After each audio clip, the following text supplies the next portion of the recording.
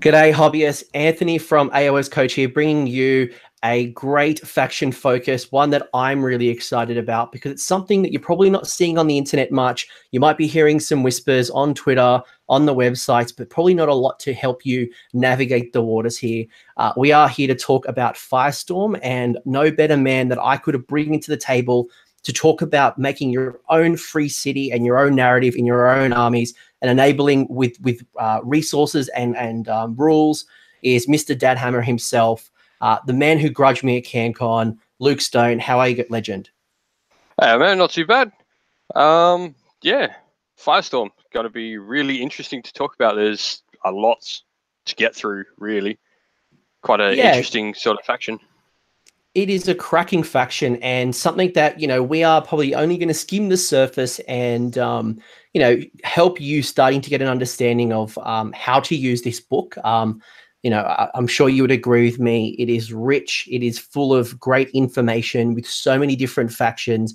We're probably here for 10 hours if we broke it down by the different factions within the different cities and the different combinations. But I'm really excited about this particular one.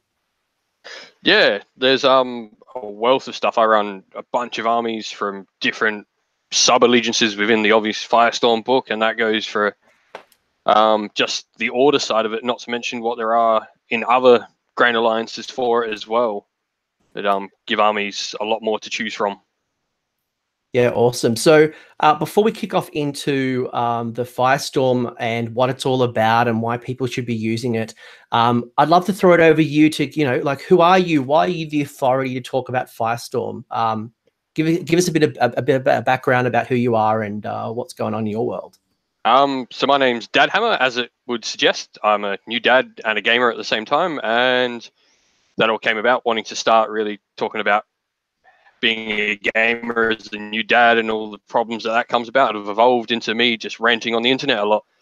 Firestorm wise, I find I was a previous Warhammer Fantasy player, and I had a lot of the old armies that got split up into all these sub factions, some for better, some for worse. Make your mind up on that what you will. And yeah, I find that Firestorm just gives them that little bit more to play with, not necessarily always putting them up on like a competitive level, well, competitive, like top competitive level, but at least allowing me to do stuff that gives me a difference from just playing a Grand Alliance order army, despite playing a faction that wouldn't have otherwise allegiance abilities. So yeah, at the moment it's Scourge Privateers. If you haven't heard, I'm pretty adamant on the internet playing through them and chatting about them. And yeah, I think that's pretty much it for me. At the moment, it's Scourge Privateers all the way. So I'm like you. So I think, one thing that I bond well with you on top of the wrestling, I do question some of the wrestlers that you like, but, we are wrestling fans. But I, like you, are a old school Warhammer Fantasy player back in the day. And I know in the early days of Sigmar, if you're tuning in and you've joined us recently in the last, 12 months, in the early days of Sigmar, for me, it was very, very high level. And while that was great for building the world and, building out these 8 mortal realms, I struggled because I am a very detailed orientated person. I'm someone who likes to immerse myself, and, my army back in the day and still is to a degree is the human faction called the Empire, or is now split up into the Free People and some other armies.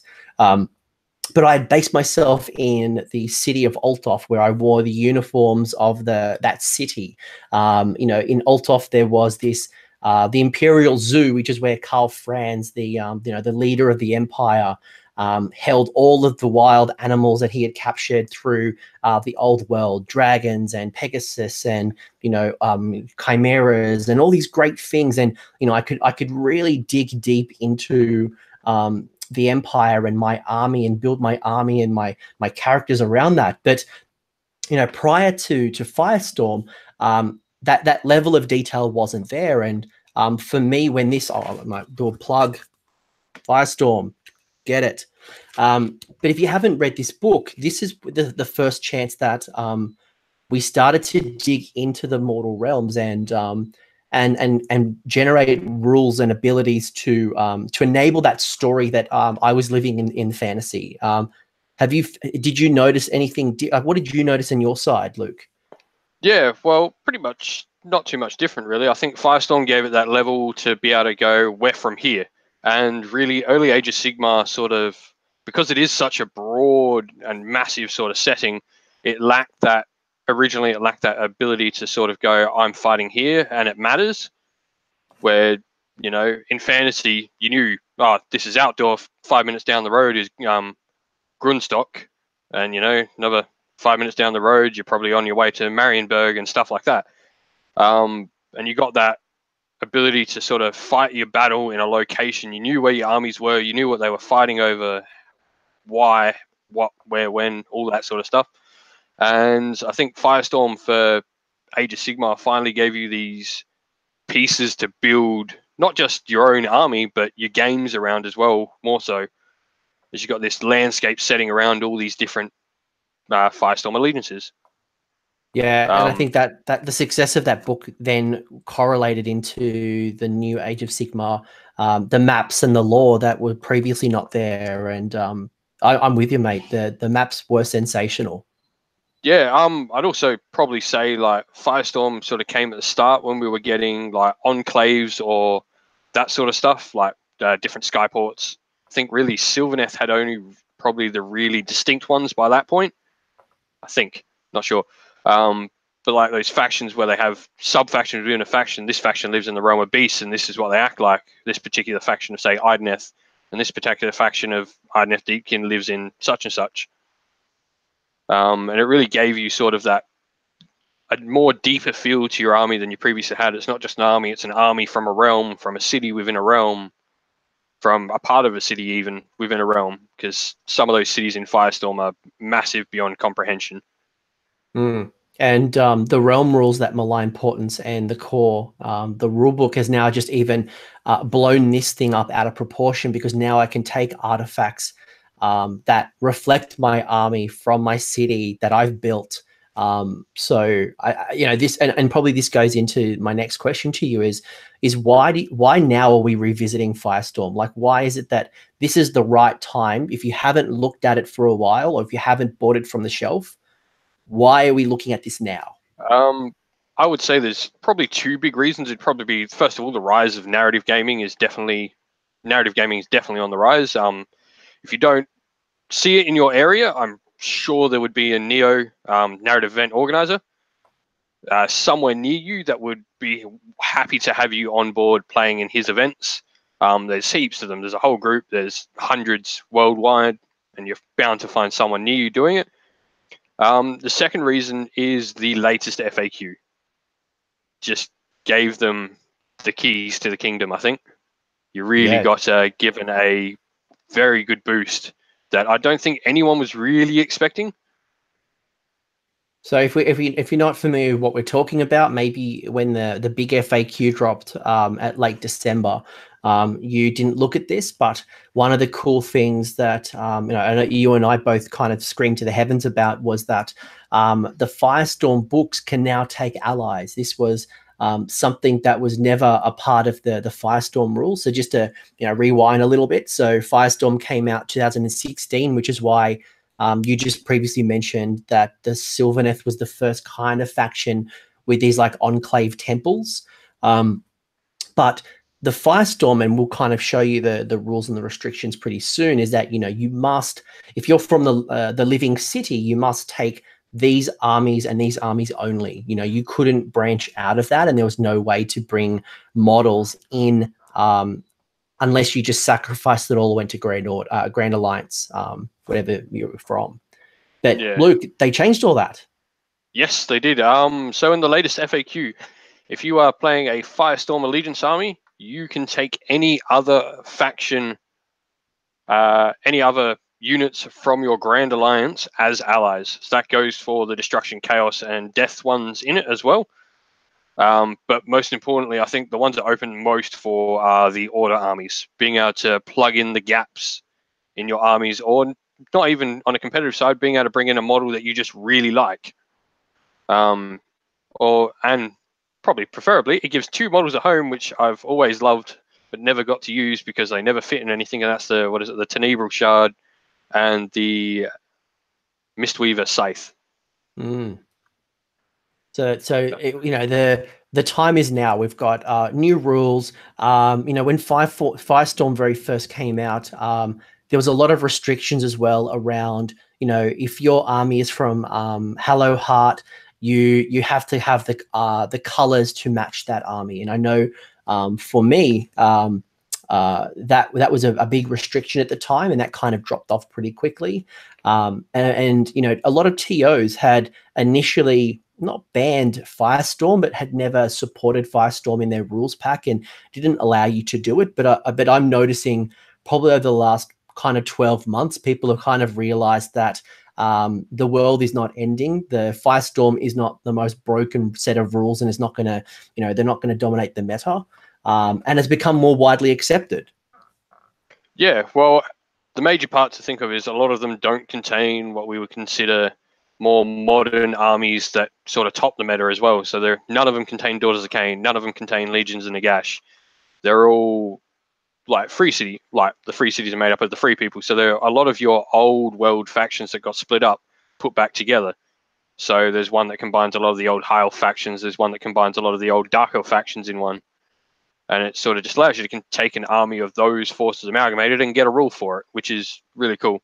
So on that note, like if you are an old Warhammer Fantasy battle player and you had more notably probably High Elves and Dark Elves, these really allow you to take your old army and get something for it, which is a big part of why I like them, because I am an elf player. I've had High Elves, Dark Elves, Wood Elves, and all 3 of these I can combine like Wood Elves and Sylvaneth together, or Wanderers and Sylvaneth, sorry, or all my different disparate High Elf factions, or all my different disparate Dark Elf factions, play them as an army, and they get a rule.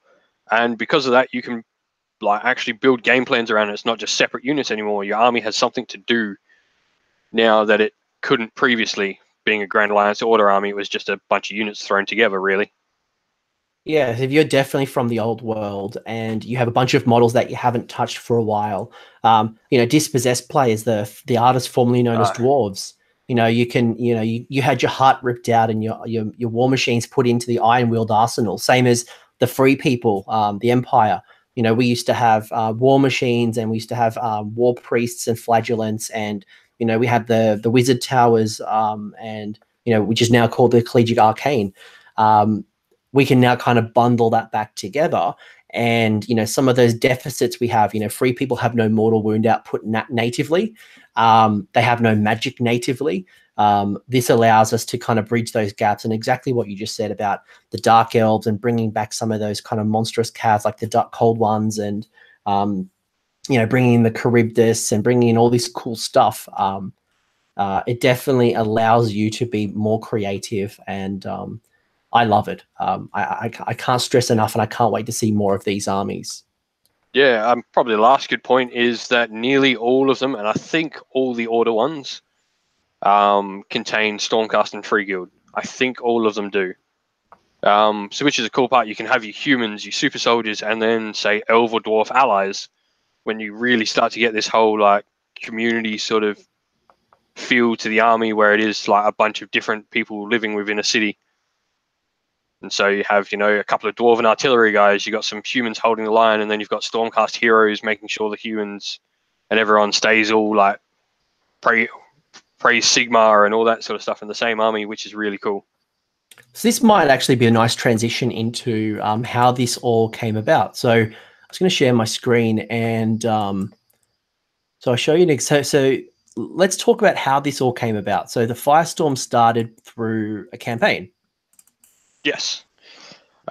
This was the campaign Season of War. That's there it is, right in front of me. And this was a campaign fought on 3 major fronts: one for Greywater Fastness, the Living City, and the Phoenicium. Each of these was a major city that had just sort of been constructed within the realm of life. And we were given in different, depending on what part of the world you were in, depends on which part of the realm you fought in for this. So I'm not sure which one was America and which one was Europe, but I know that we here in Australia, New Zealand, and Asia were fighting over the Greywater Fastness. I actually do have an army from them, all based around this campaign. I believe the living city was America and Canada. Okay, Which and then must mean Phoenician was Europe. yeah, the UK and Europe. Cool. Yeah. But yeah, I have an entire army based off this campaign. So when you say the campaign, what was that? Like, was that just a book, or was it more than that? It wasn't actually a book. We got like a little short story that you could download, given to us, like giving a brief overview of what's happening. Like, these are free cities that have just gone up, as I said, and chaos is coming. Chaos, destruction, and death are coming to try and kick their doors down. And Order wants to make sure they stay because they're cool. They were called the Seeds of Hope. So they are 3 of the very first cities planted within the realm of life. And they were sort of integral to the future of the realm for Order being able to progress and grow and actually become a stronghold against chaos and other destructive forces, whether that be death or destruction. And so you could play games. Do believe they had to be inside Games Workshop stores. No, I think you could play them outside, but you had to submit your results at a GW terminal. Yeah. Yes. That's so someone could watch you, and we didn't have results like some previous campaigns that went about in my youth. And yeah, you could submit your results, and you could go, I want to destroy, or I want to save, and so you could give it to one of the alliances. Order ended up winning all 3 of them around the world. I think it was America where they were closest to losing one. I know Greywater Fastness here in Australia was pretty significantly won. I think we had something like a 70% order control of it by the end. Yeah, and there was a graph that kind of showed you. I think they did an update. Was it week on week? You could see the kind of the percentage of who owned what, and I could see all 3 of the different cities, and that would inspire me. You could also see store. So you could change and look at your store. So we were doing it quite heavily where I'm from in Adelaide, our local Games Workshop. We were quite heavily into it. And yeah, you could see like how because on like a continental basis, we'll call it, it's pretty hard to see how your effects are actually doing anything when you're only putting in 2 points a week or something like that. But they made it so you could see what was happening inside your store. And so, you won 2 games in a day, you could see the percentage really shift because maybe 5 games are played in store all day. But yeah, that was a really cool feature of it too, being able to awesome. Visually see what you're doing. Yeah, that definitely. I played in a lot of different campaigns that went back, well, to 4th edition. From the Idol of Gork books to Storm of Chaos. The Storm of Chaos book. But this definitely was the most realist because you had this real-time feedback, and it was very the region based as well. So I think that was really cool, and I think off the back of that, the mortal realms were settled. The free cities started to thrive after the Age of Chaos, and we're able to start to build these cities, and which is why we have now the Firestorm book, which was an output of that campaign, and which is why that Order, I guess, dominate this particular book, is because to reward the Order performance, they have more settlements. But should destruction have won, who knows what may have happened. There might be more goblin tribes and orc tribes, or who knows. But let's talk actually about the rules. I'm sure everyone who's watching is like, oh, how do I get my hands into this? Let's actually dig into these. And it's not all about Order. Order was one of the armies, but definitely every faction got, well, not every faction, every Grand Alliance got at least one of these, I guess, free cities or Firestorm rule set. So we might as well talk first about the, I guess, the other 3. So we'll talk chaos, destruction, and death, and then we'll dig into the 6 or 7. The really juicy sort of part of it. Yeah. So to kick off, we've got chaos. Yeah. So Fists of the Everchosen. These are ones probably I have the least experience running. However, the idea, I guess let's talk about Firestorm for a little quick bit. It's a direct sort of lineage of the campaigns that we had originally in Age of Sigmar, and it's set on the Flamescar Peninsula, which is originally where Vandus Hammerhand dropped down and the first Realmgate Wars were set. So, going back on that, this is about quite a little while after that. We have the Fist of the Everchosen, which is led by this one guy. I forget his name. What is it? Zaranax. There we go. He leads effectively this sort of punch of the Everchosen. He's one of the most chosen Varangard warriors there is of Archaon, and he's leading this massive punch to try and take back lands that were lost by Korgus Kul in the original Realmgate Wars. So that's really the fluff back of it. It combines the factions of Everchosen, Slaves to Darkness, Khorne, Tzeentch, and Chaos Monsters. So it's probably worth noting here that the Maggotkin of Nurgle book was not out at this time. No, neither were the rules for Slaanesh. So the lore was very much around. We had the Khorne box. We then had Tzeentch starting to rise, and this group kind of reflects that. Yeah, well, Khorne obviously, as we know, we're in the Flamescar Peninsula, which is in the Realm of Fire, and that's where Khorne's dominant. And Tzeentch also plays the part of the Free Cities. When they came about, they really combined with the rise of Tzeentch as he started to infiltrate the cities. But yeah, so that's why we've sort of got that allegiance group that we have.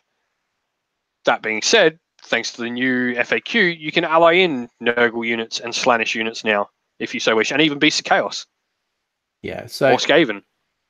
So what's probably worthwhile calling out for this particular army, but also all of the armies, is that you gain an allegiance ability to reflect, the Fist of the Everchosen and Archaon's personal Varangard, but also you're going to gain your generic Grand Alliance abilities as well. So while you can't take on like the Disciples of Tzeentch or the Blades of Khorne abilities, if you were looking for this kind of mixed approach, you are going to get some cool stuff as you guys can see on the screen. Yeah. So important to note about Firestorm. Probably always check with your TO or your event organizer to ask how they think it's used, because there are differing opinions. However, the way I sort of think the rules run them is that you pick your allegiance so you pick your allegiance for your army, whatever you are, say Everchosen for sake here, and you gain allegiance ability. Then you pick your allegiance abilities after that. Firestorm rules come on when you pick the allegiance abilities. So because you're Everchosen, use Grand Alliance Chaos, and because you're Grand Alliance Chaos, you can use Firestorm rules because you're a Grand Alliance allegiance using army. Yep, and that's reflective in War Scroll Builder as well. When you are creating your army list, you will see the drop down ability that it says your allegiance is the Fist of the Everchosen. So I don't that is use supported. War Scroll Builder. I have Azir, so it's not quite as fancy as that. Well, anyway, if you're like me and you're a cheapie and you don't want to spend the $1.50, and that goes into Moonclan Grot / Gloomspite, I'm going to need a lot of those $1.50s, I think. Yeah, you will. So yeah, you do lose any faction-specific allegiance abilities. You cannot use them to combine with Firestorm, but you can use you do get the Grand Alliance abilities. So you're not going to get if you've got a heavy Tzeentch army under the Fist of the Everchosen, you're not going to gain your spell lore. You're not going to gain your artifacts. You are choosing artifacts and spells and abilities from your Grand Alliance and whatever's available to you, if any, within the Firestorm ability. So that's a really good call out, just to make sure that there are going to be some trade-offs. It's not always necessarily benefits. So use this wisely, and this probably reflects quite well to what you said about older armies, probably get the most to gain out of this because they don't have much. But it's not to say that the Stormcast and people who have a book can't find value in this. No. I definitely think when we get to the order ones, there'll be things that armies with allegiance abilities might seem to choose otherwise on. But for this one, I think this really focuses around the Everchosen, because obviously it's the Fist of the Everchosen. There we are. Back again. It chooses around the Fist of the Everchosen, and so probably you're going to get the most use of this if you play a pure Everchosen army. It's something additional to add to your army. I have played against Everchosen, and despite what people think, they hurt like all hell. They are nasty. Units and units of Varangard and Archaon, as it hurts.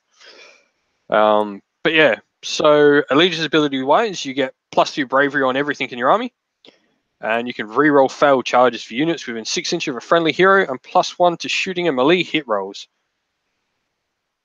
So that's pretty good. That's pretty good. Yeah. If you are going to build an army around the STD or the Everchosen, or you want to start running some sexy monsters, this is pretty cool. And you're going to get a boost to your bravery, and most importantly, that reroll charges. You know, I know there are some players out.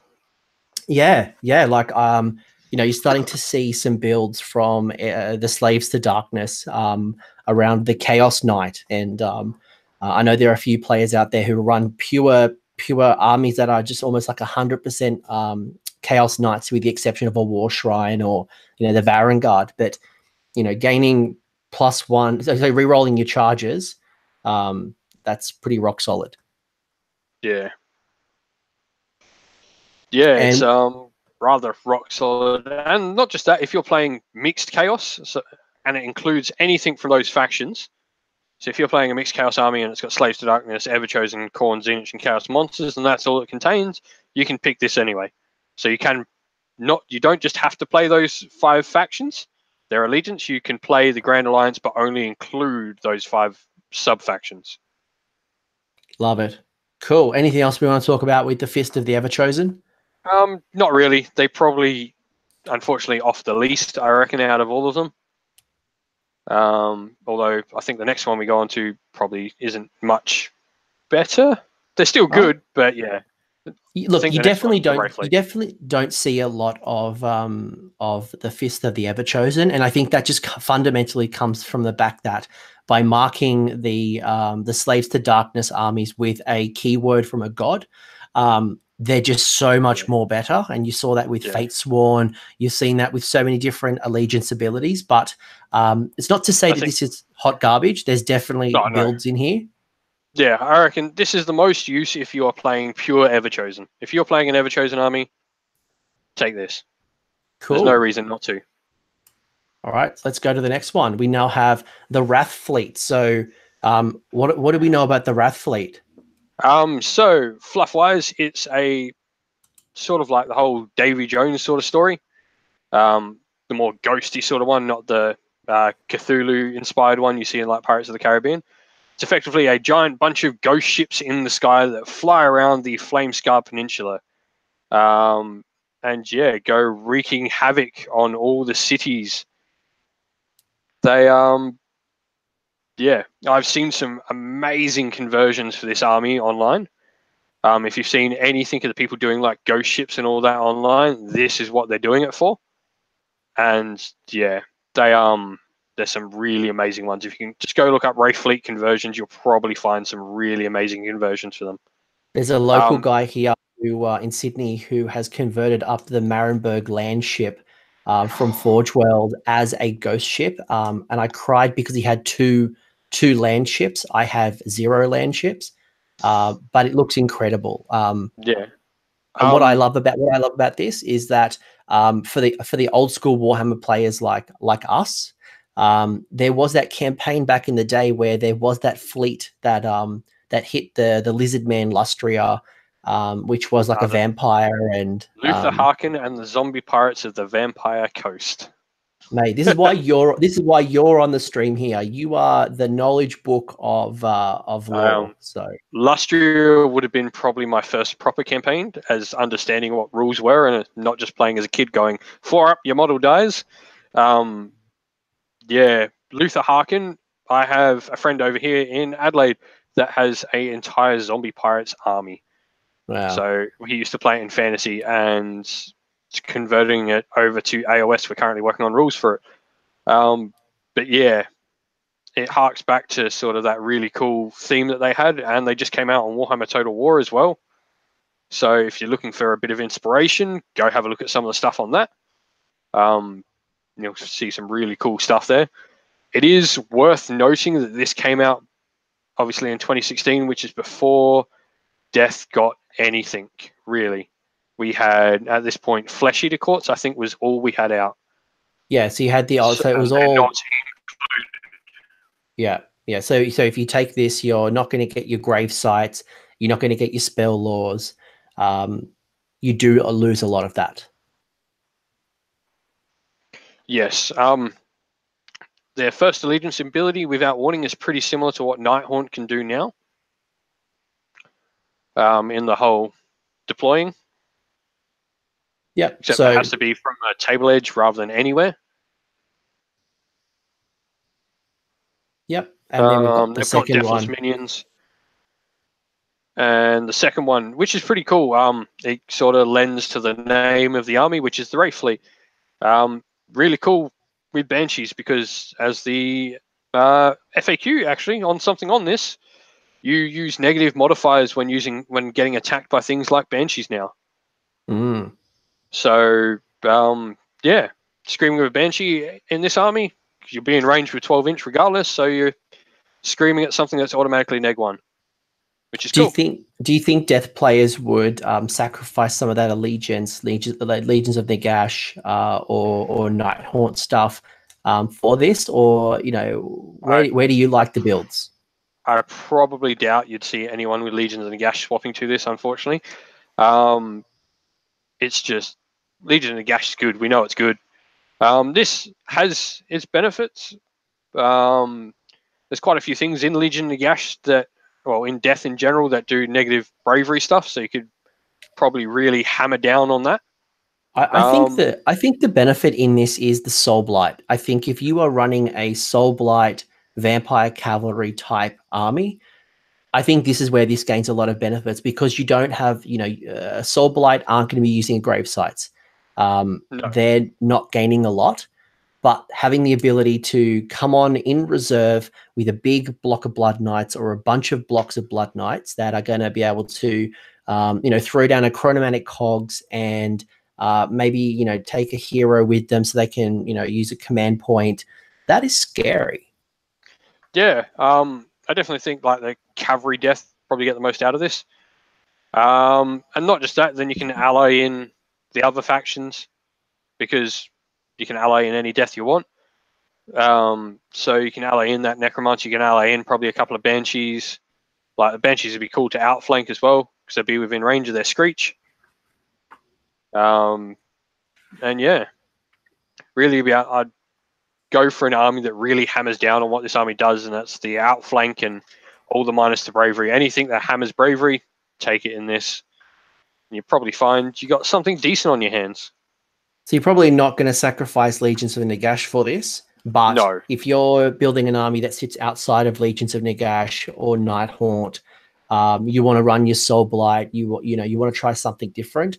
This is not a bad build. But you've got to build specifically to take advantage of this. Otherwise, Legions is just that much better.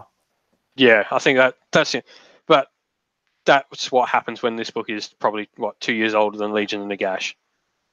For sure. And I think that kind of ties in really nicely into the next one, which is going to be the Gut Stompers. So yes, we've obviously, at the time of recording now, we are probably weeks away for certain grots to come together, and who knows what that's going to do to the Moon Clan of the Spider Fang. But as it stands, we've got destruction. Probably going to make them take their own allegiance, I would say, but we'll see. Now, the allegiance ability for this is a bit weird. Because you get insane advantage. You roll 2 D66 rolls, choose one of the stratagems, and you get to use it for the game. Now, this army gives you all the weird wildness that probably old orcs and goblins used to give you, because the stratagems can be anything from outflanking to bonuses to bravery to a whole bunch of stuff, advanced moves in the first turn. There's heaps. So this was the first introduction of a command point mechanism in Age of Sigmar. So we had these, then we went into malign portents. But the cool thing is that this essentially acts as a different command point mechanism for your army. So you're going to get your command points, and then you get this something useful that sits under the Stone Claw Gut Stompers. And that's all meant to reflect on the strategic and tactical advice that the Horde receive at the start of the game, which I think is fucking cool. That's cool. Yeah, so there's a whole bunch of them. I think what are there? There is. So the one that I like, so, it is random. So, you don't get to choose, but, there are some really cool things at the start of the game. You might get an inspiring speech that gives you +1 bravery. You have a preemptive attack. So on a 3-up, you can, on a 3 plus or more, you take the first turn of the first battle round. There's also reinforcements as well, which you can replace any unit in your army that gets destroyed. Wow. Wow. I know one of the guys that's going to CanCon with his 4 rogue idols is hoping he rolls that up for a game, and when you finally destroy one of said rogue idols, it just comes back. That is scary as heck.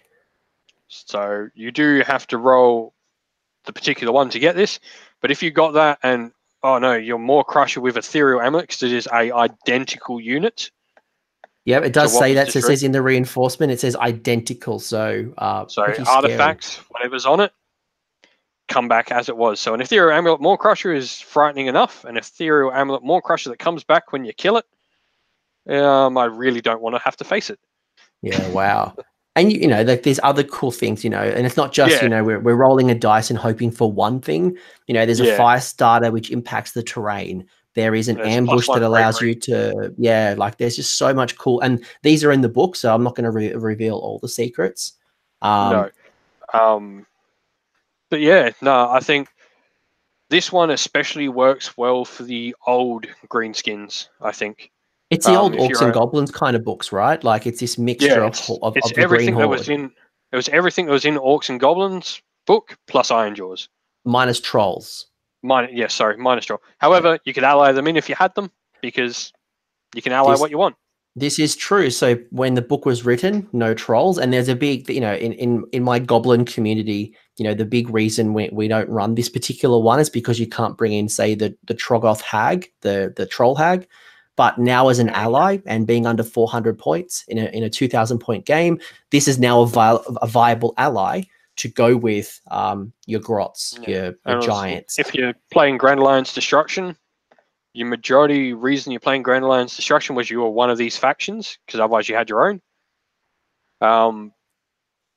But yeah, I don't see why you wouldn't just go, I get a cool little ability. If it works, it works. If it's useless, it's useless, but you didn't lose anything taking it. One thing I do like, if I'm building a list around this particular faction or sub faction, I'm thinking about things like greenskins and bone splitters and the Grots, probably more the Grots and the bone splitters, because they have the different units that can take advantage of the different things that sit in this army. So, having a cunning ruck under here, or having a horde of goblins and monsters, or taking a cutting ruck that comes on from your board edge near your opponent, so it's in range turn 1. Or coming back. or coming back. Oh, you finally got rid of 30 arrow boys that are shooting the hell out of you. They're back now. Hello. This to me does feel like the old Orcs and Goblins that you used to see, and I really enjoyed seeing Black Orcs running around with Goblins, running around with Git Mob, Doom Divers and silly things. So I'm a big fan of Git Mob. I love the whole Goblins on Wolves thing. They're probably my favorite Grots, which is a bit sad seeing the new Grot release because I don't think it's going to include Git Mob. But yeah, I've got the start of a Git Mob army going. And yeah, I'm really hoping that this can give them a little bit more, because the Wolf Riders aren't too shabby. So again, this kind of goes back to, if you don't have allegiance abilities and your army is going to fit in this type of structure, definitely look at these rule sets, because not only is it a great narrative reward, it also is going to allow you to bring your army into a way that may give you a tactical advantage. In the words of the Goblins and the Orcs, it's going to be something that's very random and very narrative. They are a crazy bunch of dudes, which might frustrate tournament players, but at the same time, that can also work in your favor where someone just can't plan. You can't plan for 1 out of 20 different things this army could pop up and do to you. For sure. I think that's where it comes to army building on this. You can build a decent army if you build for lots of different plans. If you can try and cover as many of the different stratagems as you can in your army, and some of them are pretty similar in what they do. So like there's, outflanking and vanguard movement and all that sort of stuff. Any movement-based ones, you sort of pick the same units to fulfill that role, regardless of how they do it. Any sort of holding objective sort of stuff, you can pick the same units to do it. And yeah, you can build an army based around lots of different stratagems, and then you go, right, I've got this one, this game, this is how the army functions when I've got this stratagem. There'll always be duds, there'll always be a stratagem roll and just go, depending what you're playing, what your opponent's playing, you go, this one's useless. But, it's something useless you didn't have before. If we ever go back into a shooting meta, there's one's called Night Attack, which allows you to reduce the maximum range of all shooting attacks to 12 inches in the first battle round. So that if the shooting meta comes back and we have Caradron or some crazy shooters, very cool. There's a lot of cool stuff in here. I can't stress enough. Keep quiet about that shooting meta. I have a Wanderer's army. It'll come out soon enough. Yeah, and you've also got a bunch of chariots who are going to try to attack my goblins. But cool. I like this. I think it's got some viability. I know I ran a tournament last year or this year, which had 2 of these armies in there. So out of 72, I had 2 people. So people are using it, but it's a certain build. Yeah. Like the Ray Fleet, you just got to build around what it is. Yeah, for sure. Here we go into... Let's talk about order. I know you're like licking your lips and salivating at talking about order. So order have more than one of these cities. This is now reflecting on order, taking back the realms and building up civilization. And we probably should start off with probably the second biggest city, which is the most diverse, which is Hammerhall. Yes, the biggest city outside of Azerheim itself. The Twin City, Hammerhall, is what's called a Twin City. It exists on a realm gate that travels between 2 different realms, being the Realm of Life and the Realm of Fire. And both sides of the city both sides of the realm gate have this ginormous city. There was state on how big Hammerhall was. It could fit parts of the old world inside it. It is a world in on itself inside the city.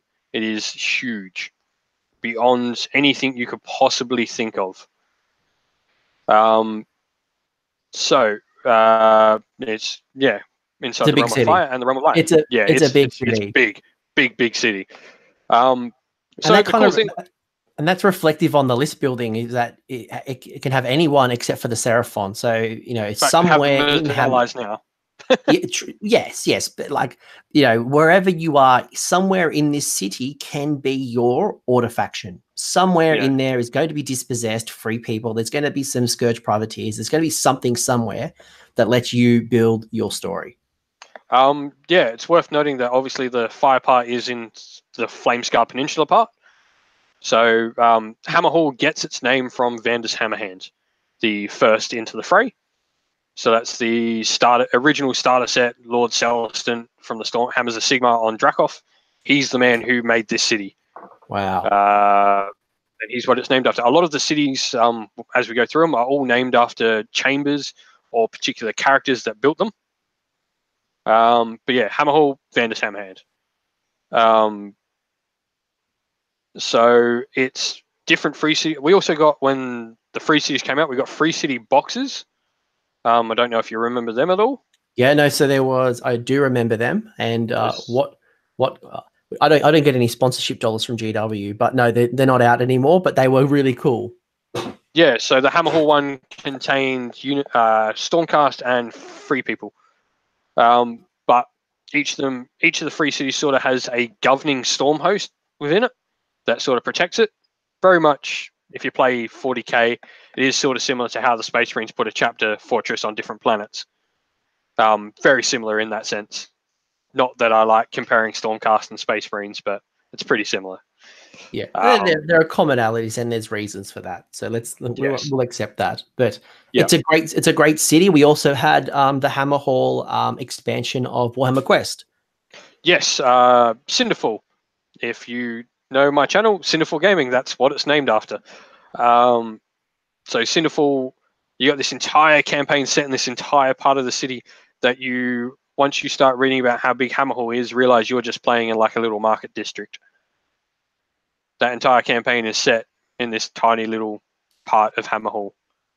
So this kind of really reinforces that you have this open world of a narrative that sits, touching two different realms with the realm gates. You have a Stormcast chamber, one of the first to kind of create this, so it can be more advanced. But at the same time, it can be such a multicultural world that you can literally make this your own, and that's pretty exciting. If I'm starting a faction or if I'm looking for inspiration, there is something for me here. Yeah, well, what's really cool is because you got the two cities. Now, Vander's Hammerhand originally built the side of Hammer Hall in the Realm of Fire, and the Realm of Life part is actually garrisoned by Hallowed Knights led by Garda Steelsoul. So if you don't know who Gardas is, he's generally the main Hallowed Knight guy you've read about in the fluff. He's the one who saves Alarielle and all that sort of stuff. Wow. So it's a rather sacred city on multiple fronts. Sigmar's first chosen the guy who saves Alarielle. They made it. So I think, long story short, there is a lot of inspiration for this city. And it's probably worth shouting out, and what I'm sure we'll talk about it later, is that there are so many books, there are so many stories that are on the internet. We had Malign Portents, where there was lots of stories. There is lots of books on the shelves, and there will continue to be books on the shelf around the lore. So, make sure, if you're starting to think about this and starting to think about, well, how do I unpack this and make my own? These little nuggets that you're dropping, Luke, are just you could unpack these for hours. They're incredible. There's a lot of like, for me, the what was the book called? The City of Secrets.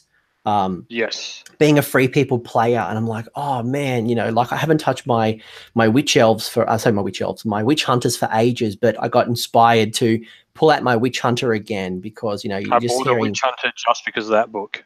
There you go. So but we should probably talk about the rules. Like, there's so many cool stories. Yeah. I take the city. I want to find my place in Hammer Hall. What do I get for my troubles?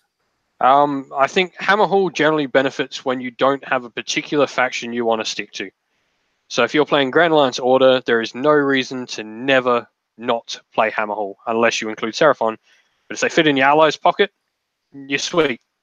So Hammer Hall allows you to take any Order faction except Seraphon. You get +1 bravery if the enemy outnumbers you 2-1, and +2 if your enemy outnumbers you 3-1. You get +1 bravery, +1 if you're outnumbered 2-1, and if you're outnumbered 3-1, you're immune to battle shock entirely. So does this reward the elite type of army build? I would say yes, most certainly. If you're playing a mix of Stormcast and some cavalry to give you some movement, this army would be pretty sweet to take, as you don't lose 1 cavalry and another 2 flee. But if I'm thinking of taking 100 Free People bodies or dispossessed, and I'm taking that big throng of armies, it's very unlikely that my army is going to be outnumbered. So probably not the best use of the allegiance ability. No. However, it does just state, I think this is up for debate, whether or not it starts the game where you start or you hit, because there's one later that where the game progresses, you get better allegiance abilities. So if it goes on the one later, if it goes on the same method as one later uses, you would say you get the benefits for this as you lose models, as well as if you started with less. So maybe something to talk to your TO about if you're Yes. if this is like at the start of the battle. Do you have more models than me, or if I'm in combat and I start off with a unit of 10 and I'm down to 2, I'm now immune to battle shock. So which in itself is worth a command point if you're holding an objective. So that if it's the latter, if it's the latter, wow, that you know, and there's those times did put where in a like question on this on the FAQ, but unfortunately it was not answered. So I'll probably pop it in again and try and get some clarification on it. So until then, talk to your TO and get clarity up front, because you'd hate for a rules decision to go against you if you've built an army around this type of like multiple, you know, minimum unit size strategy that doesn't pay off, and now you're at a tournament and you can't play your rules. Yeah, if you're playing an elite order army though, go for this. Elite mixed order, you'll be great. And especially with how many horde armies are hitting the tables now, like Legions of Nagash, Daughters of Cain, and probably soon to be what are they, Gloomspite Gits. They all run really horde-like armies. This would be a good one to take in the current meta, because you'll probably still be outnumbered even if you take 50 models. So we think about the allegiances stacking together. I'm going to get +1 bravery if there's more. If I'm outnumbered 2 to 1, I get +2. If I'm outnumbered 3 to 1, even if I'm outnumbered, I start off with a base of +1 bravery, and I get the benefits of my Define Avengers, which allows me to re-roll battle shock tests. So pretty battle shock hardened. Yeah. That's pretty rock solid. So, you know, you're saving a bunch of command points potentially for other abilities, or don't need to be going out trying to get additional command points. So that is rock solid. So we're probably talking, if you're going to build an army like this, it's probably going to be more of an elite type army as opposed to a horde meta. But has its place compared to some of the ones we'll talk about later. For sure. I like Hammerhall. Well, getting too Colors excited. are cool too. Getting Golden excited. blue. But this is probably one that you will. Did I jump to? No, I didn't jump. Anvil Guard. Just making sure I didn't skip any cities by accident. So this is what I'm running currently. I'm running a pure Scourge Privateers list and running Anvil Guard alongside. Now, this was one of the two I talked about before, about bringing disparate factions of one of the elves together. This is the Dark Elf one. So it has everything Dark Elves, Bard, Daughters of Cain, and Shadowblades. So it has Darkened Coven, Scourge Privateers, and Order Serpentis. It also gives you Devoted to Sigmar and Free Peoples, as well as Dispossessed and obviously Stormcast, like every one of the free cities gets. So that's a pretty fat type of city. Yeah, it's a really good one. Now, I can't remember if this, I think actually, no, it's not this one. Don't worry. Anyway, I think quite a few of the battalions that you get from Order Serpentis, Scourge Privateers, and Darkling Covens work really well with this allegiance ability for this. What's an example of that? So we'll go with Scourge Privateers. My allegiance ability is to be able to activate units within the battalion that I take for free in the hero phase. It doesn't state what point in the hero phase I have to do this. So it's not at the start of the hero phase. It's just one of those generic, in the hero phase, you can do this. Yep. And that's the same with this Implacable March ability. So in the hero phase, any enemy units within 3 inches of one of yours, you roll a dice. On a 5-up, they have to retreat 6 inch. They cannot move more than 6 inch. And they have to end outside of 3 inch of your units. If they cannot, they are slain, unless they're a monster. So you combine that with hero phase movement shenanigans of some Scourge Privateers, or even the Darkling Covens and Order Serpentis can both do the same sort of thing. You can wrap around a unit, you roll a 5-up, and they're stuck in between you. They can't go anywhere, they're dead. So this is almost like the opposite of Hammerhall, where it probably will reward the horde type armies, because you'll have a better chance of wrapping around and taking advantage of that ability of either you're running away and I'm going to claim objective. It's going to be really hard for you to wrestle it off me. I've got lots of bodies. Or if I can wrap around you and stop you from retreating, boom, you're dead. Yeah, I do think the first part I originally thought the wrap around and kill stuff was the cool part about it when I first made the army. The first part you mentioned of just pushing people off objectives is the winner on this part. I played a game recently against a mate's corn army, and we were playing 3 places of power, and the ability to just roll a 5 up and bump his hero off the objective, breaking that chain of being able to get points. So, he'd get 1 point, I'd bump him off, and then he has to start again. So that sucks for your opponent, but awesome for you for those scenarios that accumulate, I guess, over time. Yeah, but wow. Yeah, it's also really good in Knife to the Heart. I sort of want to get it at CanCon and just play Knife to the Heart, charge some unit forward, turn 3, bump them off, and win automatically because I pushed you off your objective. But yeah, I think a lot of the battalions in this really do work well with the Allegiance ability, and it's probably the Dark Elves that you're going to get the most use out of in this army. Probably combined with like a couple of faster units from the other armies. Like I think Stormcaster Vanguard Hunters have a good, not Hunters, Paladors, the mounted ones with their ridiculous movement. Yeah, have a really good place in this army. Just being able to ride the winds, jump behind something, you get a double turn, and they'll probably help you envelop and kill something. For me, this probably rewards a lot of fast movement as well. So I'm thinking of cogs. I'm thinking of making sure that I get a bunch of cavalry. So I either want to get Dark Riders, I want to get Cold Ones, I want to get. Can't do the Dark Riders flat. They're Shadow Blades. They're Shadow Blades. But you can do the Cold One Riders, free people units. Yep, you get like Outriders and Pistoliers, and trying to push them away, and you just want to keep pushing and pushing and pushing them off objectives and making it harder and harder. And yeah, because obviously if it's at the start of your hero phase, you push them back, so you can push them back and then advance to outside of 3 inch of your enemy, and now you've got the objective in like a nice 6 inch bundle, a unit of a 6 inch bundle around it. Yeah, really, this is a really good one to play the objective, especially, if you're worried about things like an Alariel or a Nagash or, these monsters that just sit on objectives, or, like Dryads sitting on like an immovable objective, and you just can't get them away because they've put down their roots. Again, great way to kind of push them off. Really good one is the Darkened Covens and Scourge Privateers in this can do charges in the hero phase thanks to their battalions. So you can charge in the hero phase, not attack, but then try and roll the 5 up in your hero phase so that you're not having to charge in and hope for a double turn to get your hero phase, your units in combat in the hero phase to push units away. Yeah, so you can do it entirely. You can do it entirely in your turn, and then if it doesn't work, you can retreat out of combat in the movement phase.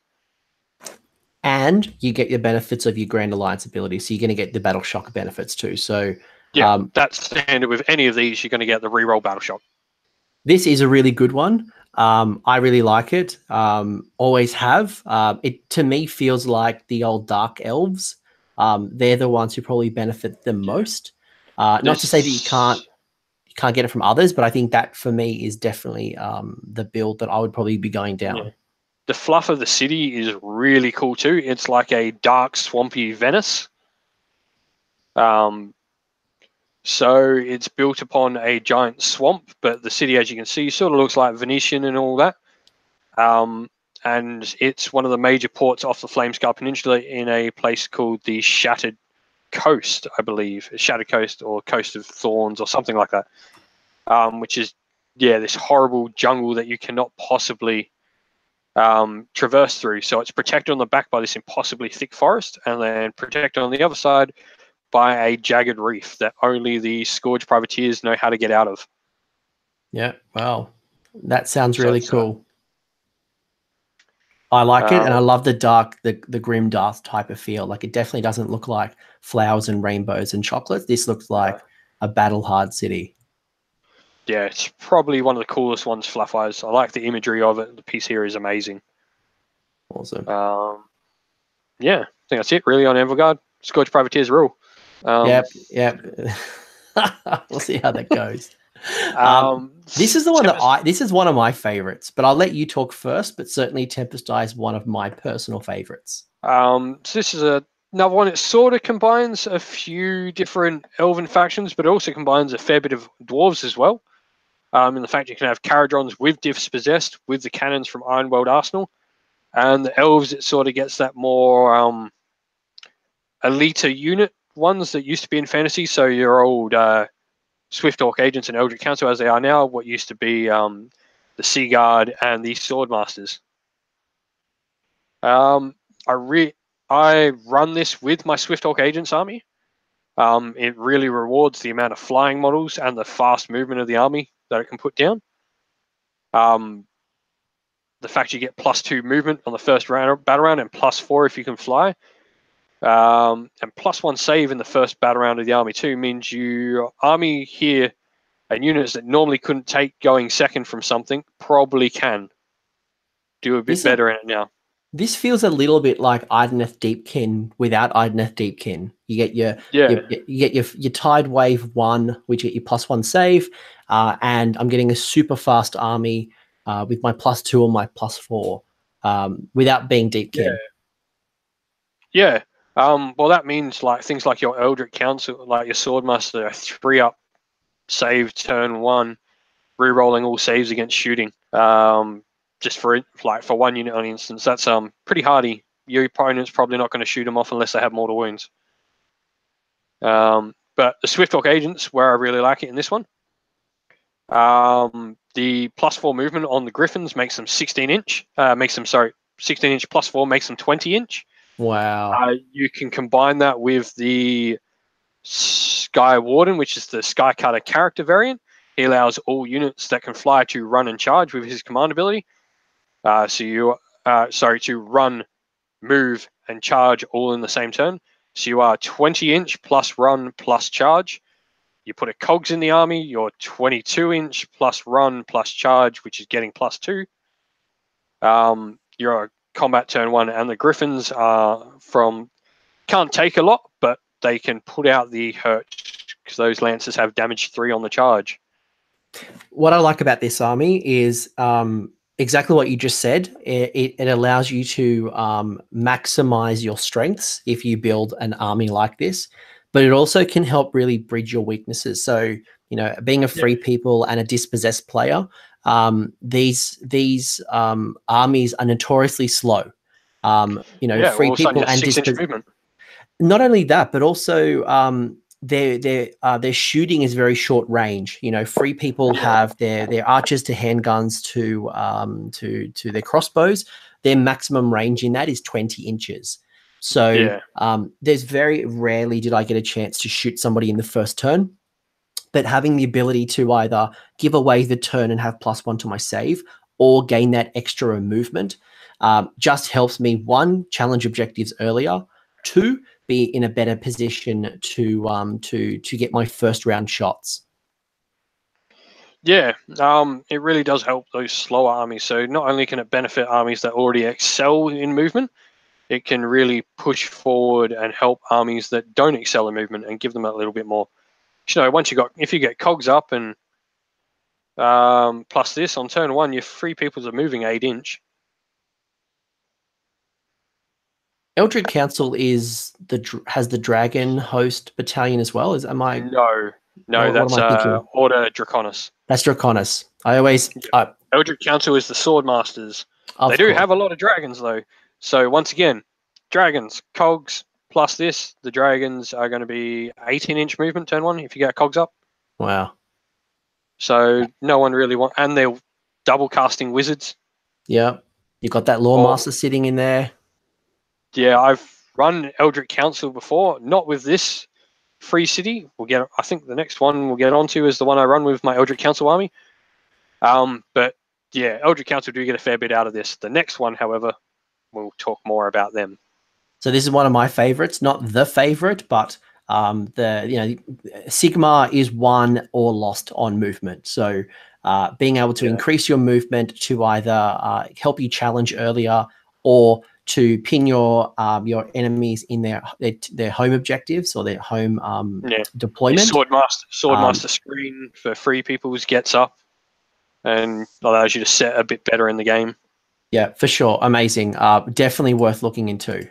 But you want to talk about Hello Heart. Again, one of my favorites. One of your favorites. Yeah, so I run this with my Eldritch Council. Now, this is the other one I was talking about that combines the high elf side of it. All except Lion Rangers, I think. No Lion Rangers and no Swift Hawk Agents. But it does have Phoenix Temple, Order Draconis, which is what you were alluding to before, and Eldritch Council. It also gets Dispossessed and Fire Slayers together, as well as dropping the Iron World Arsenal for the free peoples, but giving you the Wizards, which with this is what it's all about. You get +1 to all unbinding rolls in your army. So everyone's on +1 unbind. However, if you've got the Eldritch Council stuff, you're +2 because all those Archmages are +1 to unbind anyway.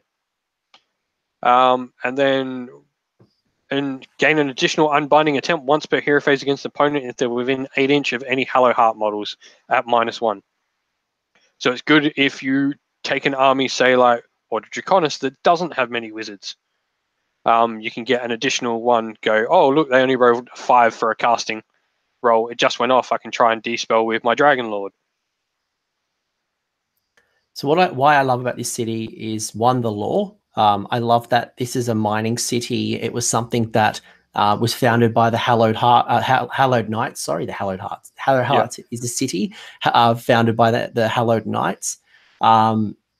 I love it because in a former life, I used to run a lot of wizard wagons. So I'd have the Hurricanum and the Luminarch. They're amazing models. They are amazing models, and it's pretty hard to fit both of them on the table. You could also run a very heavy magic army where, you've got some Phoenix Temple running around with the Collegiate Arcane, and then supported by Free People or Fire Slayer or Dispossessed. And then a Lore Master. Add the Lore Master. Yeah. Add, there is some pretty cool magic. And now that we have obviously the benefits to dispel, we've got new spell laws that have opened up depending on where you're playing. This is a order magic army, and I love that. Yeah. So the list I ran with the Eldritch Council was very endless spell heavy. I ran quite a few Archmages because I managed to make Nagash's magic okay. When you have 3 or 4 wizards that are +2 to dispel, you can really tackle some of the big hitters. Because it happened more than once playing Nagash, where he rolled like a 10 or an 11 to cast, and I dispelled him. Because I can roll the 10 or 11 too and get just as many bonuses as he can. There are not many armies out there that can actually play the game with Nagash like that, and this allows you to do that, or at least, if you're in a tournament, or if you're going to be playing in a meta that is heavy magic, this allows you to play that game. I don't think there's not many builds out there in order that allow you to play the magic game as well as this one. No, and it's really just stacking on the innate abilities of the Archmage pieces within the Eldritch Council that already get +1 to dispel anyway, so they're just benefiting more from this.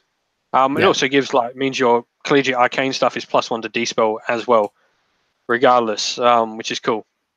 Yeah, and Dispossessed as well. With your banners. Yeah. And what's really cool about this, but also other every army, is that malign sorcery has artifacts that are going to even allow you to go deeper into this. Like, there's artifacts that allow you to gain an additional unbind. So all of a sudden, or you add an additional really unbind. Pardon? The army's really competing in a magic phase on a defensive point. Absolutely. But even then, on an offensive point, you're going to have that many wizards that can do defensive work that you're bound to get through stuff on an offensive work. Yes. I think playing a lot of endless spells with this army is fun because you got so many wizards. There's a few options for dual casters within the factions as well. If I owned a Frostheart Phoenix, I'd probably run them in this. I probably would have run an ally for my Eldritch Council when I played them last. Just because you got that many wizards, you're bound to get off and maximize the Phoenix. The one I do see using this is a lot of the Order Draconis armies floating around use this, because generally they only take the Archmage on Dragon as their ally. And so it gives you that additional D-spell where you'd only have one, because the Archmage on Dragon can cast 2 but can only unbind 1. But he's unbinding at +1/+2 with this, and you're getting an additional unbind. What do we think about Stormcast magic units in this army as well? Is it worth it? I don't really see it. Because the Incanter is really cool, but his ability, like he or her, whichever one you've got, if you've got Hulk Hogan or the other one, their ability to auto dispel is not as precious to the army because you've got so many good dispellers. But on the same note, that time when someone goes, I've rolled a 6/6 and I've got +2 to cast and you can't possibly stop them, you can go, and that's where I use my auto dispel. So it could be sort of model that just goes that one spell where they roll that your opponent goes, I finally got past your dispel wall, and you go, no. So if we're building an army around Hallowheart, it sounds like we're going to go cheaper battle line to kind of start maximizing all the cool wizardy type things within the faction. Yeah, I found that was the issue when I ran the Eldritch Council, because Swordmaster 160 points for 10. You just didn't get enough on the battlefield. The Dragons, on the other hand, did amazingly. Elven Dragons are amazing no matter what you take them in. The fact that they never go below D6 damage is amazing. Regardless of which one that is, whether it's dark or high.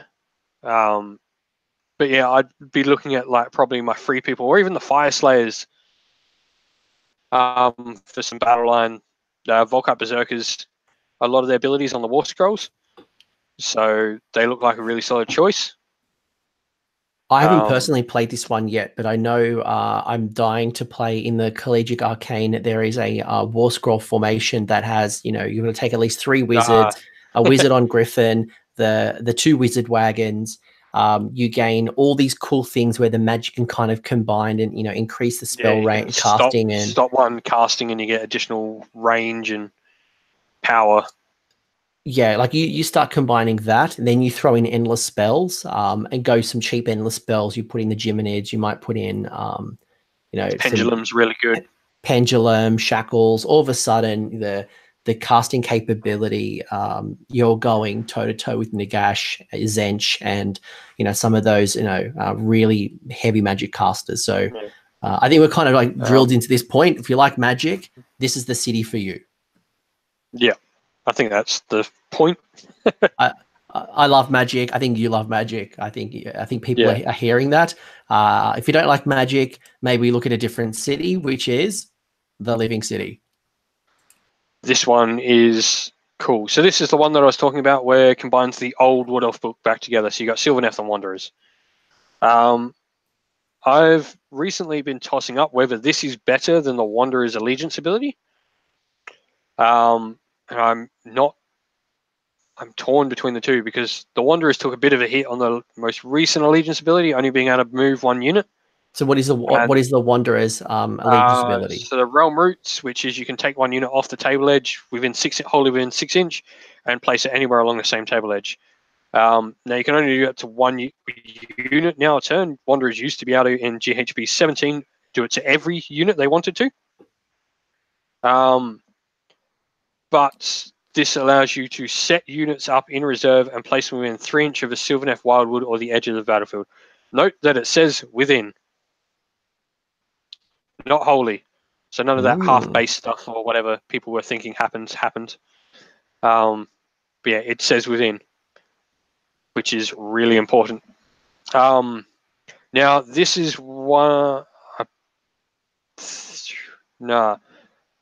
Got to go back through. I believe there's a couple of them. I think this is one of them, and I think Anvil Guard's the other one, where Ironweld Arsenal added via the FAQ. No, I don't think it's this one. I've added the okay. So it was not Hallowheart. what's the other one? Tempest-Eye, that's the one. Sorry. So just for So that clarity, was in there. Good. just for clarity, when the book was printed, there were a few factions that were not listed that in an FAQ were added. So if you buy the book, make sure that you're looking at the FAQs to make sure you're seeing the full range available. But for the purpose of people watching on the screen, it is inclusive of the FAQ update. Okay, all good. Yeah, this one is really cool. Some of the dispossessed units are really short-ranged, but the fact they can just drop up is really cool. 30 Iron Drakes dropping into your side is not something many people like. It also means because your Grand Alliance Order, you're not getting the pickaxe, so you can still do the same thing you would be doing with the pickaxe in this army. So the pickaxe is a dispossessed artifact that allows you to tunnel and take a unit off the board and bring them up. Yeah. Same with the Wanderers. Their battalion allows you to set up off the board, but it's 240 points, and it is really restrictive.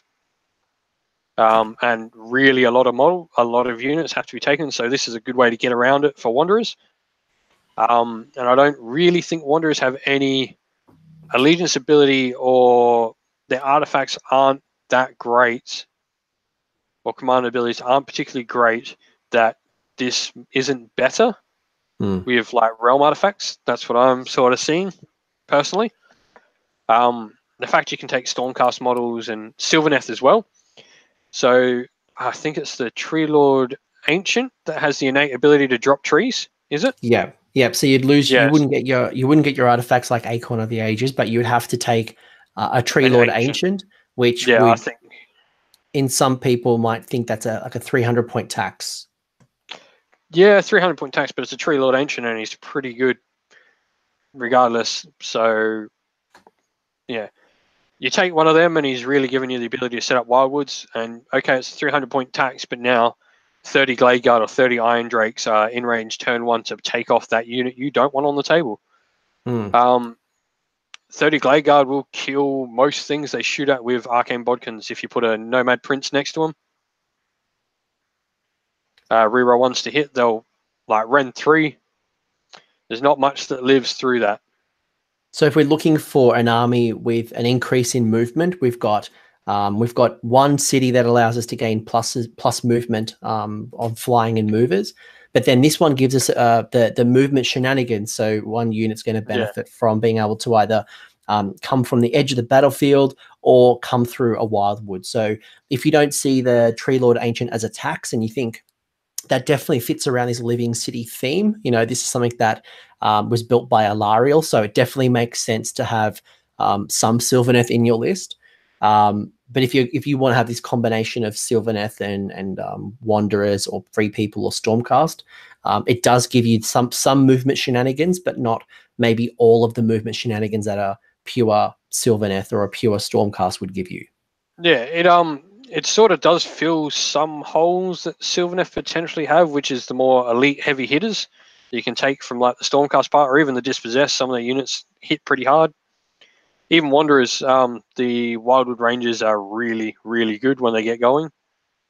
D3 damage against monsters for each dude with 2 attacks each and 2-inch range. They'll and 3s and 3s, they'll destroy monsters. But if I'm Sylvaneth, I probably wouldn't sacrifice this for a pure Sylvaneth list, and obviously that's for Stormcast as well. But if I'm somebody who's like Free People and I want some Kurnoth Hunters who can just rule combat damage, or I want some of that movement shenanigans that Knife to the Heart, for example, is one of my worst scenarios because it's just almost impossible to get 5 models around an objective at the back of the board. That this one gives me the ability to have some movement shenanigans that are not inherent in my allegiance. Yeah, well, what you could do is you could take things like the archers and vanguard them forward, and then deploy like your trees behind that with your dude and set up so you've got already moved that whole bunch turn 1. Definitely some movement combos. So and I think the conversion potential in this army is probably one of the highest. Like that's what draws me to the Living City.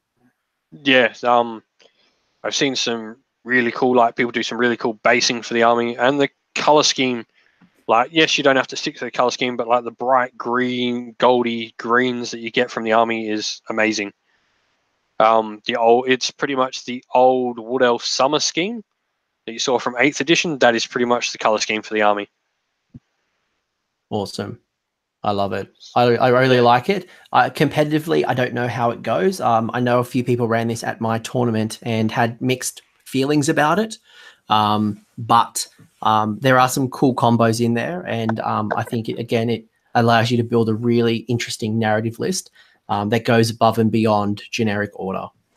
Yeah. No, I think that's pretty much it for this one.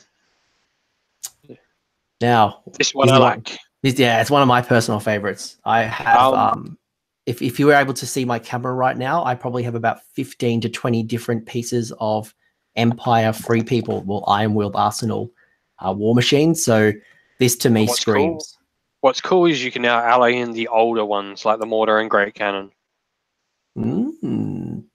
Because they're order, so they are compendium. So that's a really good point as well, is that compendium is order. So you could ally them in. I have an army built around the Ironworld Arsenal Battalion and a bunch of chaff. So this one, the ability for this is on the roll of a 6 in your hero phase, you roll a dice for every war machine, and it gets to shoot. The Ironworld Arsenal Battalion is exactly the same rule. So you roll 2 dice for every war machine. On each 6, the war machine shoots in the hero phase.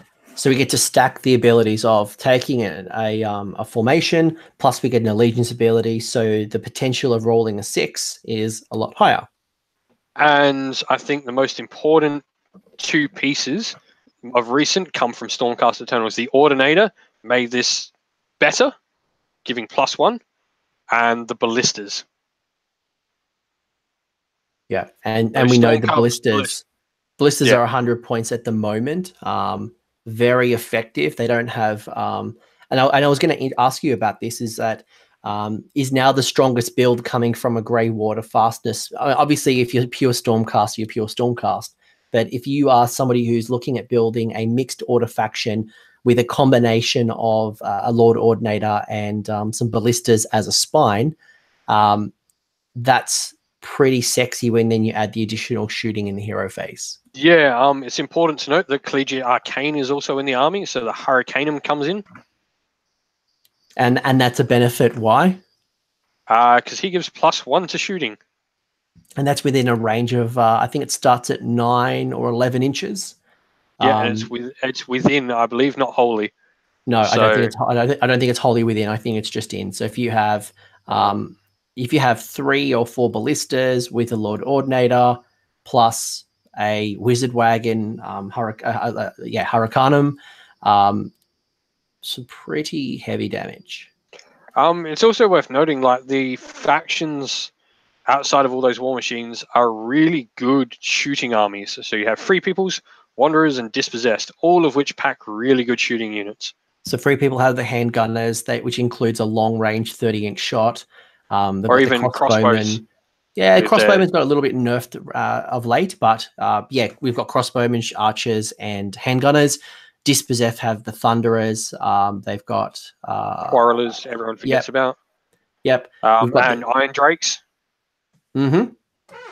We obviously then have the Iron Arsenal. Yep. I don't really rate Sisters of the Watch. They're just too many points.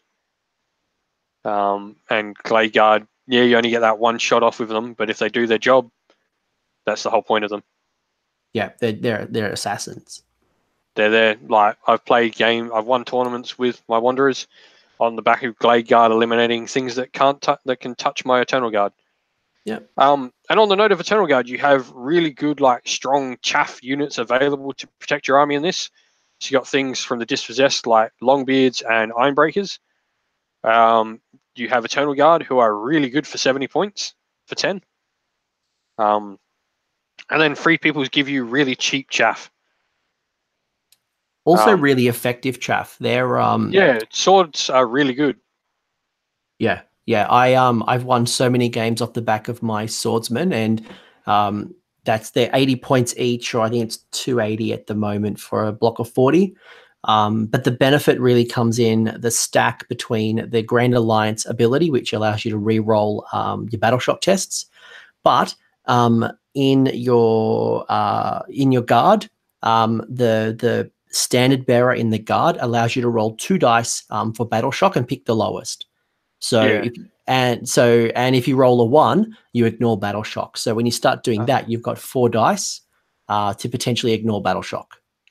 It's also worth mentioning that Azeroth probably gets a mention in the Stormcast part as well. He has pluses to hit. Like, you can really get some quite big stacks in this army. Yeah. I think the other, it's a little bit more expensive, but things like the Hellstorm rocket battery as well, given that it doesn't require line of sight. I found this recently actually using my Moon Clan Squig Gobber, shooting at a Sylvaneth army, and Sylvaneth were sitting in the Wildwoods, and normally I can't see it; it blocks line of sight. But given that the doesn't require line of sight, and much like the rocket battery doesn't require line of sight, it allowed me to kind of take down some of those characters that were kind of like bringing up dryads and things like that. So there's some quite interesting builds in there. I was going to say something else. Another one that probably good character option and good character killer, the Waywatcher, or even the Wayfinder, who has a once per game 3d6 shot rend 1 arrow. So if it goes off on the Wayfinder, it can be really good. But yeah, I definitely think probably my and last mention, Ironworld Arsenal. Though War Machines, Steam Tank's a War Machine.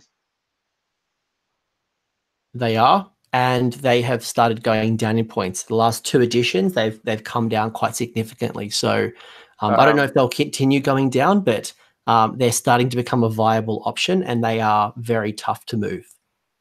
Yeah, well, you think of it, in the Ironwood Arsenal Battalion, you have to take a Steam Tank. So a Steam Tank rolling 2 dice in the hero phase, and each 6 he gets to shoot in the hero phase is pretty cool. And it has 2 shots. It has the steam gun and the cannon. Yeah. So, a good, like, it's highly unlikely, but if you rolled a double 6 for that shot on the Steam Tank, he's going to blast a lot of stuff off the table in a turn.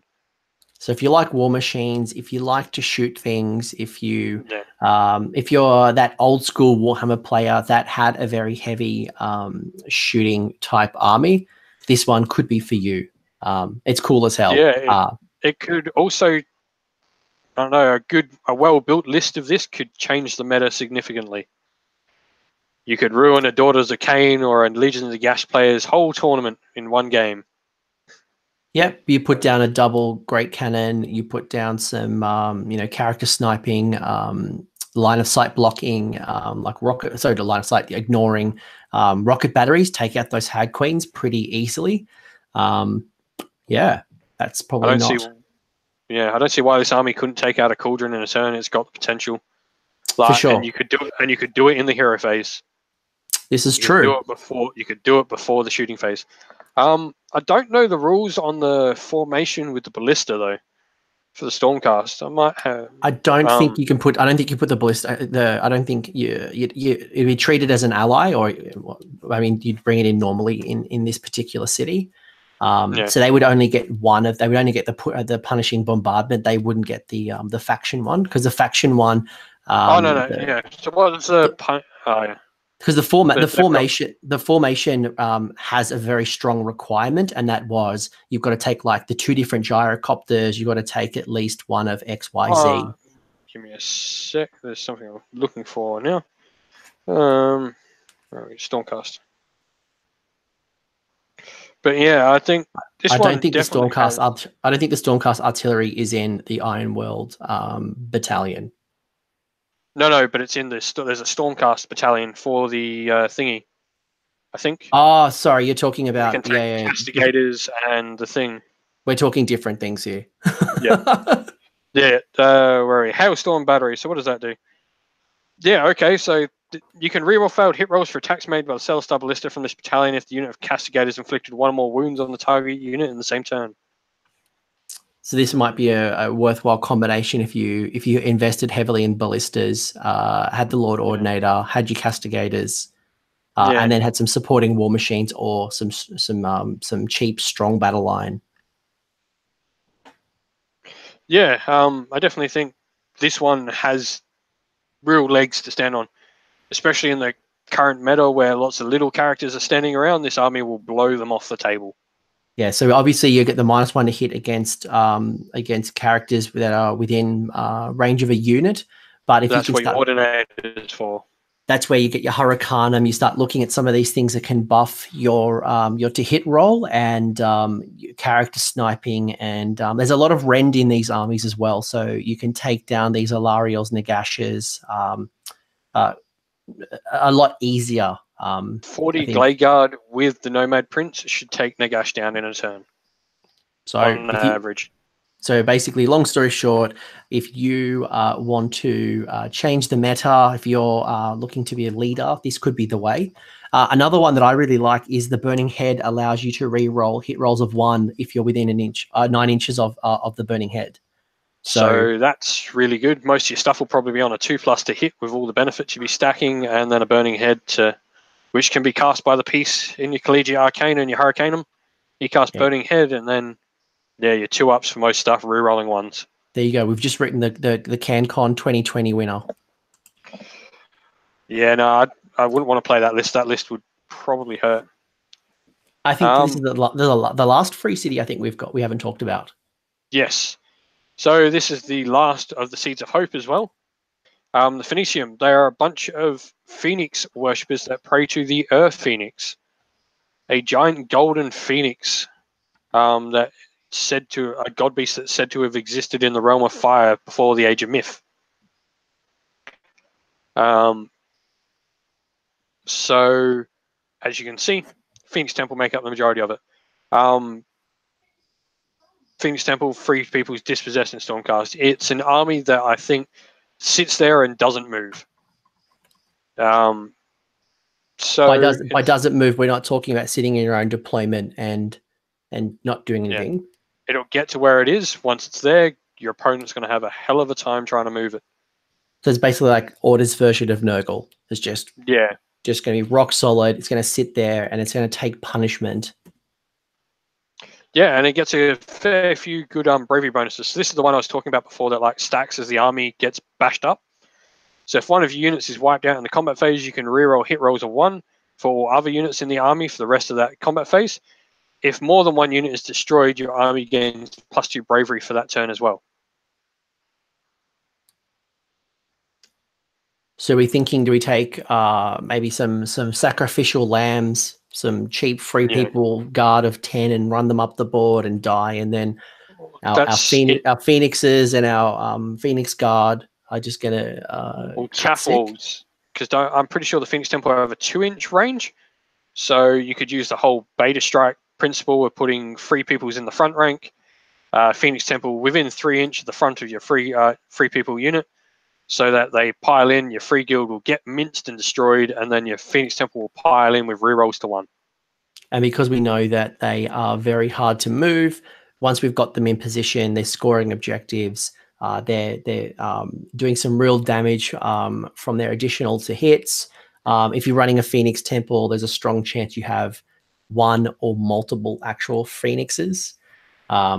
So the Frost Phoenix is making it harder to hit, or sorry, harder to do damage. I've not liked what I've seen at CanCon. I've seen way too many Phoenixes for my liking. For sure. Yeah, for sure. Look, the Phoenix probably isn't as tough. Like, we don't have as many wizards options in this, although there are some. You got Stormcast? Yes, we're going down the Stormcast route, but I think, as you said earlier, the Phoenix Guard do cost a lot. The Phoenixes are not cheap. But they're not expensive, though. The Frost Hearts are pretty probably undercosted, would be the word. Yeah. 280 for a Frost Heart is good. Well, take advantage while you can. Yeah. They're also a really cool model. Like, everything in that army is like Phoenix Temple is cool. The Phoenix Temple are some of the nicest models. I have heard they're an absolute pain to build, though. Quite a few people have said they're not particularly the nicest models to build. But yeah, I think this army, it would work well as like a beta strike army. You have your sacrificial free peoples and Phoenix Temple to come in, damage your opponent, and once they've got a round of combat off at reroll ones to hit, they've probably minced whatever was fighting them, and you're probably not going to be able to shift them. Yeah, yeah. And Phoenix Temple don't have an allegiance ability, so you're not sacrificing anything. So you lose nothing. If you're playing a heavy free people or heavy dispossessed, you are sacrificing something. However, and this is something that is also up for debate. The most common belief and understanding is battle line if. So if you have a battle line if statement and you're sitting within a free city, the common belief is that you still gain your benefits to battle line if. However, always check with your TO if you are attending a tournament to make sure you're not submitting an illegal list. I have put in quite a few FAQs on this. Hopefully they get answered in the next one. I guess seeing what they want to do. I think this one, the one I put in for this one, I actually got answered in the allies, like how do you take allies in a free city? So I guess that got answered for me. But yeah, I think they're seeing where these go, and hopefully we see more of them because we've learned about more free cities besides these ones since. Yes, so who knows? As you brought up before, City of Secrets, Excelsis in the Realm of Beasts is quite a prominent fluff feature now. And I'm sure there's going to be a lot of different little tribes under the caves of the Gloomspite. I'm sure there's going to be plenty of different cults that are within the Zench faction, and there's endless possibilities. And I'm sure there's plenty of ways to expand on this. But I think I just wanted to reiterate, and that common belief is off the back of the FAQ, where it says that once you pick your allegiance, you gain your warlord benefits. So the assumption there, while it's not 100%, it's still grey. The common assumption is that your warlord trait is that if you pick your general, or if you pick Phoenix Temple, then your Phoenix Guard a battle line if. But with the free cities and the Firestorm in general, there is a little bit of grey. Again, just make sure you're speaking to your TO to make sure that your assumption is the same and correct assumption. Yeah, I think nothing in this is overly broken. So, maybe give your TO the rules to read and see what he thinks. If he goes, I can't really see much, he'll probably just go, why not? Yeah. Look. If we looked at LLV stats, we're not probably seeing any of the free cities going 5-0 or 6-0 or 4-1. No. But it's a fun narrative way to reward play. Yeah, most definitely. Anything else you want to say about the worshippers of the Great Phoenix? No, not really. I have my own theory on them. Now, everyone seems to have this idea that we're getting angel elves. I don't think we're going to get angel elves. I think we're going to get Phoenix elves. Oh, sorry. So that's my hot goss. You didn't tell me that I had to get my tinfoil hat for this. Yeah, that's my tinfoiling hat on this. I don't reckon we're going to get angel elves because the Phoenix Temple themselves are in so much fluff. I see them doing something with them. All right. Well, this is now on record, guys. Comments below if you think that there's going to be Phoenix or light elves. What you speculate, and I guess we can always come back to this video in the future. We'll see how wrong I was. I think it's an interesting one. I don't think there's many free cities that take on the Phoenix Temple. So obviously outside of things like Hammer Hall, but if you're running a Phoenix Temple, you want to run an army of Phoenix and Phoenix Light units. There's no reason not to take this. There is absolutely zero reason. And it might actually inspire you to go out and build up more of the Phoenix Temple because they are cool models. They have aged well. Yeah, they have. Yeah. So that's all of the free cities. And I think, one thing that I really wanted to highlight is that the customization and the conversion potential within a free city is ridiculously crazy. Have you before I talk about these examples, like what have you done, Luke, to make your free cities your own? So at the moment, a lot of my free cities, I generally run a lot of campaigns, so I haven't got to build a lot of the free cities I've designed. A lot have been designed for campaigns. We'll show something later on what I use to make them. But even just gaining fluff. So funnily enough, I'm doing my Scourge Privateers are based on a free city inhabitant known as Arakazenth. For those who've read City of Secrets, Callous and Toll, or Heart of Winter, she is the Scourge Privateer Fleet Master from that. The captain of the Thrice Lucky. And so my entire Scourge Privateers army is based off her and her dealings with the free city of Excelsis, the City of Secrets. So that's my army. And then, do you tell people that narrative, like when you come up to a gaming table and like will you explain this to them? Will you share any of this story, or is this something you keep to yourself? It depends on like the time. Like there's certain players I know that give no hoots about narrative; they're in it for gaming, and that is completely fine. And then there's certain players I know that will like love to hear that bit of narrative. If I met someone new, probably tell them, and you can sort of gauge where someone's at in that part of the hobby, I guess, pretty quickly. Not meant to slight anyone in that statement. You can just sort of see where someone's focus lies in the hobby pretty quickly. For sure, for sure.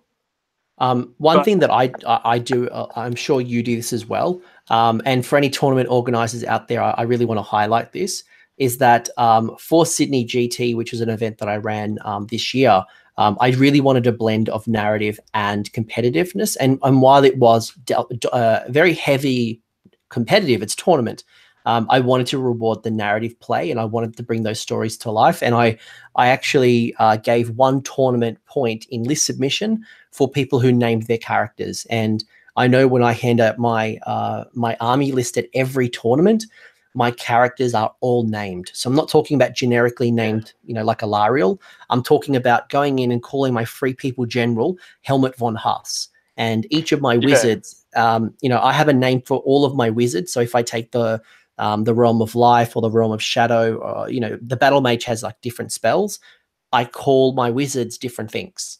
I want to make sure. I did that on my CanCon list. I did that on my CanCon list.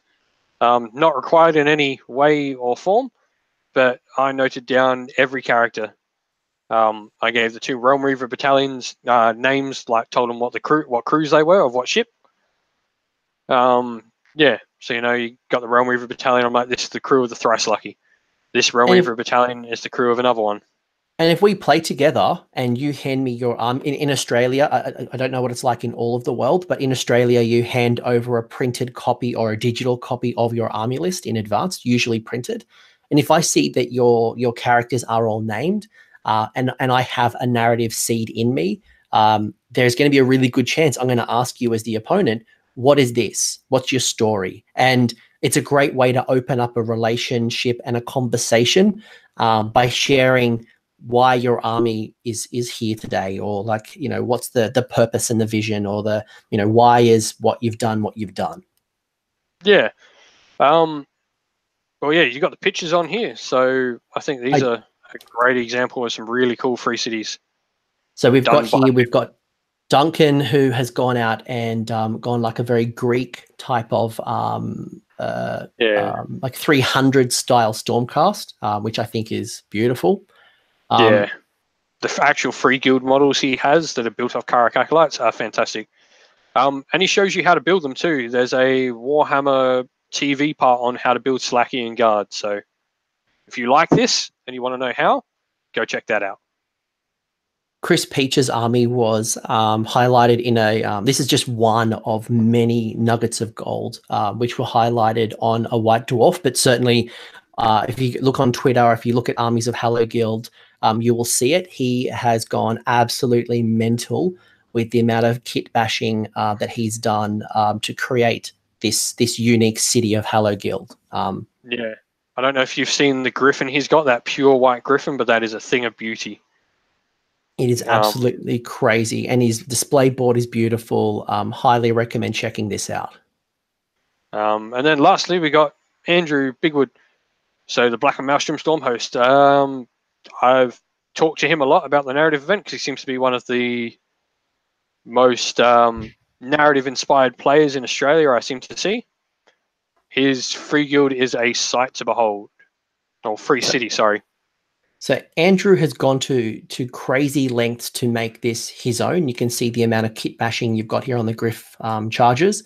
But he's actually even gone out and got the transfer templates. He's actually gone out and got custom transfer templates created for his faction, which and he's done He's doing different parts of the city at a time, which is cool. So I believe at your event at Sydney GT, he ran the Order Serpentis part of the faction. Yeah, he did. Yeah, he did.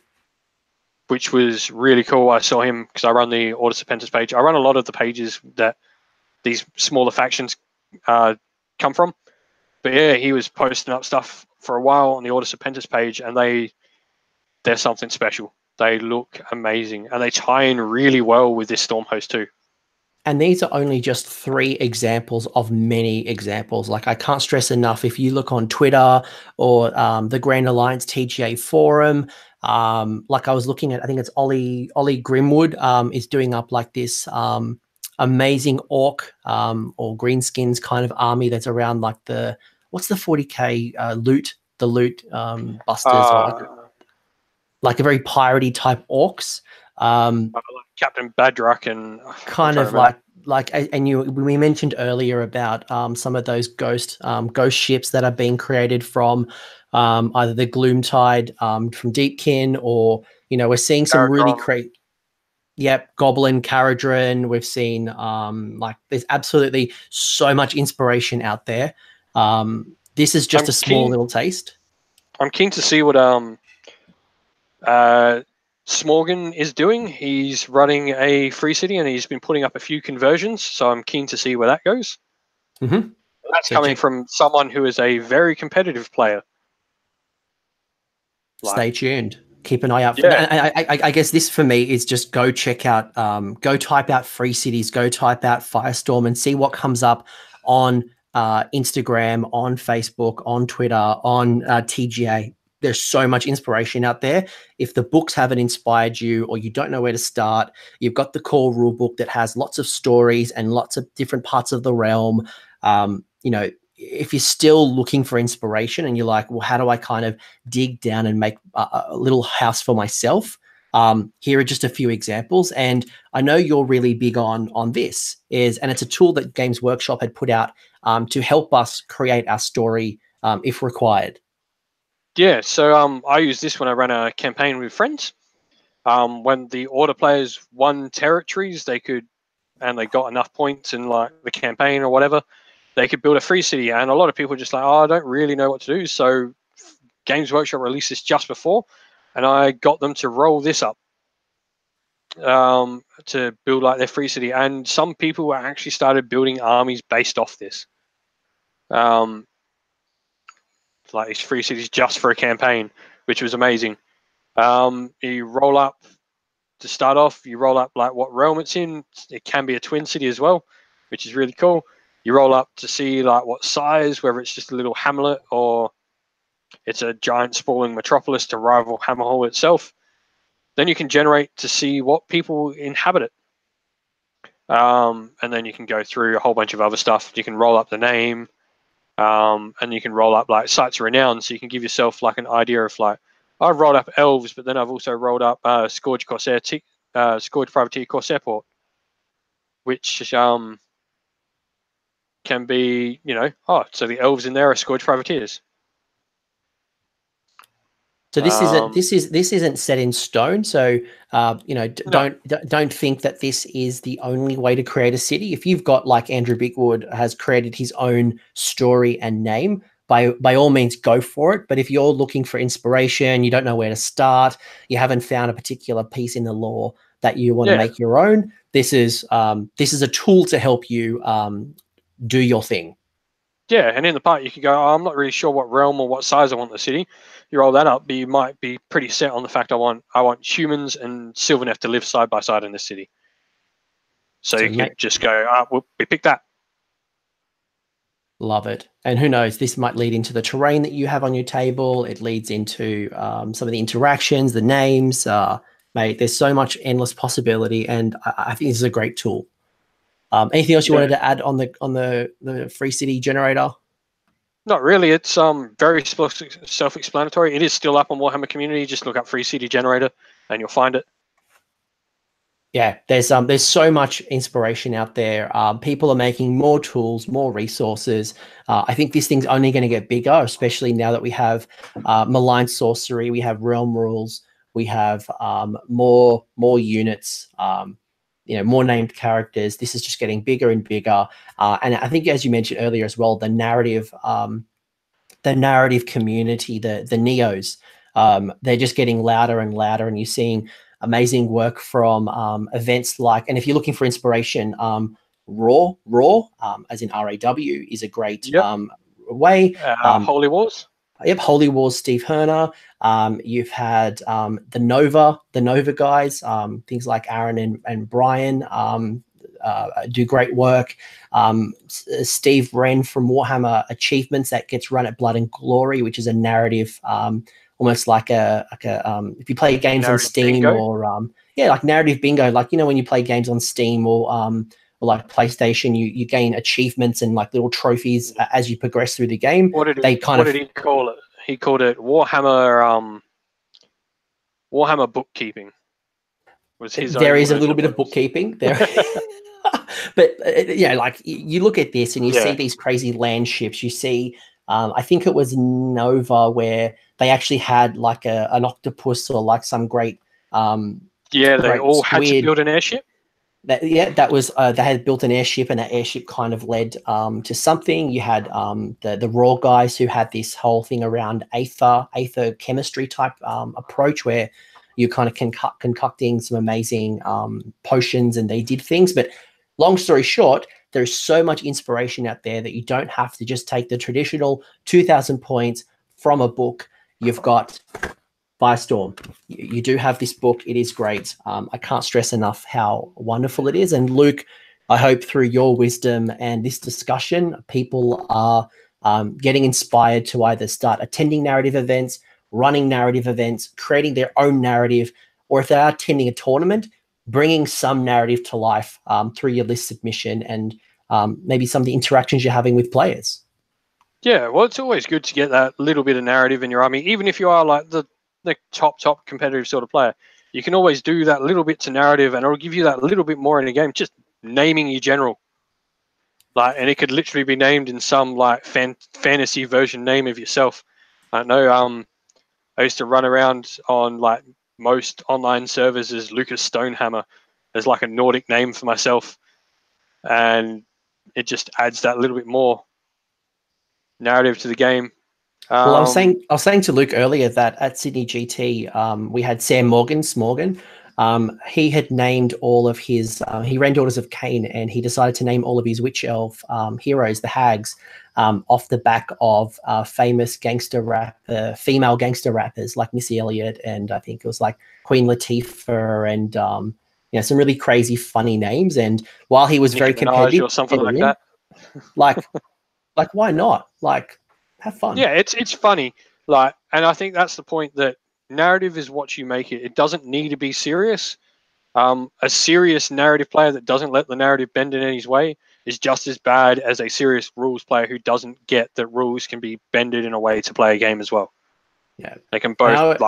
You need to be flexible no matter which end of the spectrum you are on. I always find that the narrative style and these interactions on the table help the legacy to live on. Like while you remember your wins, you'll always remember. Like I will always remember the time on Warhammer TV I had to roll a 3-inch charge, and because I was charging a unit that gave -1 to the charge, I needed a 4 and I rolled a 3.